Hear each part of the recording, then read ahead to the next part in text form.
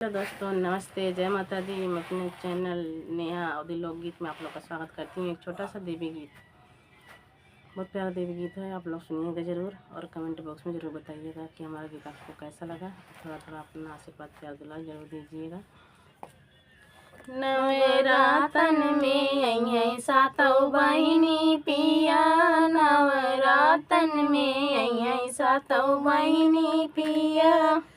जाके बजरिया से चुनरी ले आया, जाके बजरिया से चुनरी ले आवा। उनहु के सिर पे ओढ़बै पिया, उनहु के सिर पे ओढ़बै पिया। नवरातन में अइहै सातौ बहिनी पिया, नवरातन में अइहै सातौ बहिनी पिया। माली बगियवा से फूल तोड़ लावा, माली बगियवा से फूल तोड़ लावा। उनहु के हरवा पहिरबै पिया, उनहु के हरवा पहिरबै पिया।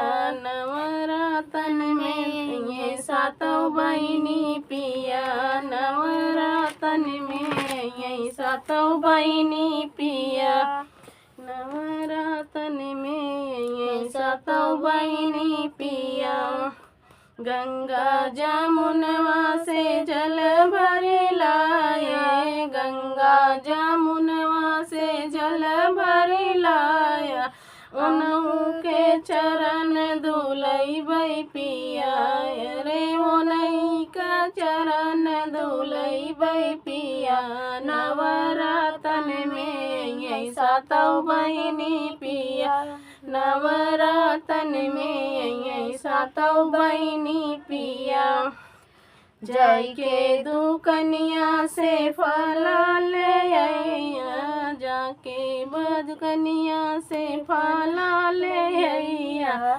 उनहु के भोगवा लगबै पिया, उनहु के भोगवा लगबै पिया।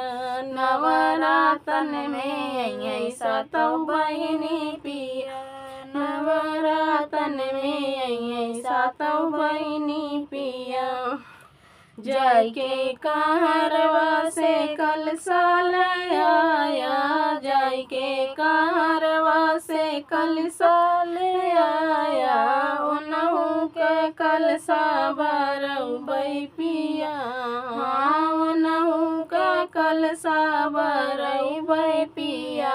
नवरातन में अइहै सातौ बहिनी पिया, नवरातन में अइहै सातौ बहिनी पिया।